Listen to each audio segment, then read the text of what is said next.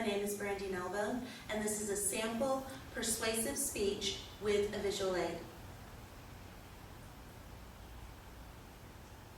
Donate Life New York's website states that in 2011, a total of 6,669 patients died while awaiting organ transplants.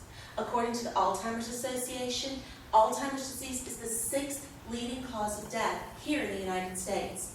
And according to the Parkinson Foundation, Parkinson's disease there are as many as 1 million Americans living with Parkinson's disease. Stem cell research could be the solution to all of these medical conditions. Through my investigations into stem cell research, I found that Dr. Ann Kesling, the founder of the Bedford Stem Cell Research Foundation, stated that there are 100 million people in this country who might benefit from stem cell therapy. Tonight, I will discuss the need for stem cell research, and this information will help you understand the relevance of stem cell research and how it could positively affect as much as 1/3 of our country's population. Due to the vast implications of this topic, there will be a question and answer period a little later on. At this time, I would like to preview the main points. The problem is the Dickey-Wicker Amendment. The solution is a cloning code of ethics, and the advantages to adopting the solution. First, let's talk about the Dickey-Wicker Amendment. The Dickey-Wicker Amendment is immobilizing scientific progress in the field of stem cell research by being too restrictive and inflexible. According to the Genetics and Public Policy Center, parthenogenesis is lumped in with other means of deriving stem cells, even though, according to Dr. Ann Kesling, there has never been a full development of a parthenogenically activated egg. The National Institute of Health also states that stem cells from dead embryos and biopsy blastomeres are restricted under the Dickey-Wicker Amendment. These are cells that would have not normally just been discarded, thrown away, and were prevented from being able to use them for scientific research. Now that you're aware of how restrictive the Dickey-Wicker Amendment is, you're probably wondering about the advantages of stem cell research. But before we discuss the advantages, let's take a look at how we can solve the problem. Repeal the Dickey-Wicker Amendment and permit federal funding for therapeutic cloning using a newly drafted cloning code of ethics. Therapeutic cloning is also known as somatic cell nuclear transfer. And this process involves taking DNA from the patient who is in need of the medical services. This can be done by any other type of cell other than an egg or sperm cell. So you've isolated their own DNA.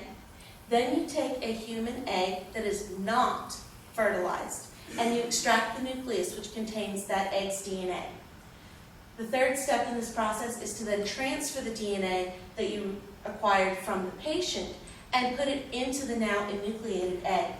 At that point, you then stimulate cellular growth until it reaches the blastomere or blastocyte stage.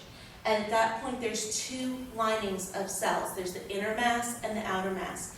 You extract the inner mass of cells, which is where you find the stem cells, and from this point, it can be grown in a laboratory in a petri dish. And at this point, these stem cells are capable of becoming any other type of cell in the human body. They are not able, though, to develop into an embryo or a fetus. They are not able to become a human life form at this stage, but they could have so many medical implications. There was a survey done that was reported on in Daily Science back in 2009, in which people were surveyed here in the United States about their feelings and opinions on therapeutic cloning. And this survey reported the results that when asked about cancer or heart attacks, 2/3 of the people surveyed supported therapeutic cloning for those two purposes, helping to treat or cure cancer and treating heart attacks. And that's shown here on the pie chart in the green section. So 2/3 of the people said yes. Approximately 1 out of 6 were undecided, hadn't really made up their minds, there were still some questions, and 1 out of 6 said no, they would not support therapeutic cloning. But overall, the support was there for cancer or for heart attack research. One of the other questions asked in the same survey was, how do you feel about using therapeutic cloning to treat allergies?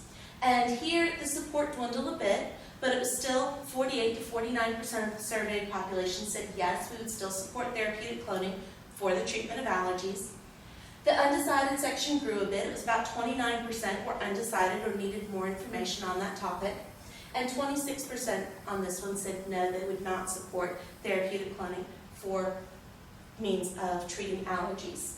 So obviously the U.S. public knows their mind of what they're willing and not willing to support. With that in mind, I propose that we put a survey out there to all of those that are able to vote, asking them their opinions, asking them how they feel this should be used and what should be permitted, what should not be permitted. And from the results of that survey, draft a new cloning code of ethics to guide our research into stem cell development. As a final point, let's take a look at the advantages of stem cell research. Dr. Ann Kessling says there are as many as 100 million people here in the United States that could benefit from stem cell therapy. It could greatly improve people's quality of life. According to Donate Life's website, more than 100,000 men, women, and children are currently waiting for life-saving organ transplants. And according to the University of Utah's website, if you go through the somatic cell nuclear transfer, you eliminate the chance of rejection. That's one of the things they always have to worry about with transplants nowadays, is that the body that's receiving the transplant, their own immune system would attack it and try and reject that new organ. So the patient now has to be on immunosuppressive medication for the rest of their life. If you go through therapeutic cloning, you eliminate that need. They won't have to take that medication. There won't be any worries about the body rejecting it, because the body will recognize it as its own DNA. It will also lead to new cures and scientific understanding. As of right now, there is no cure for Alzheimer's disease. There is no cure for Parkinson's disease. There are only ways of treating the symptoms. In conclusion, allow me to summarize what we have discussed tonight. The problem is the Dickey-Wicker Amendment. The solution is to repeal the Dickey-Wicker Amendment in favor of a cloning code of ethics. And the advantages would be advanced scientific understanding, leading to new practices and procedures. Let your voice be heard. Contact your representatives and your senators. Tell them to appeal the Dickey-Wicker Amendment and that you want them to draft a cloning code of ethics instead. The life you save today could be your own.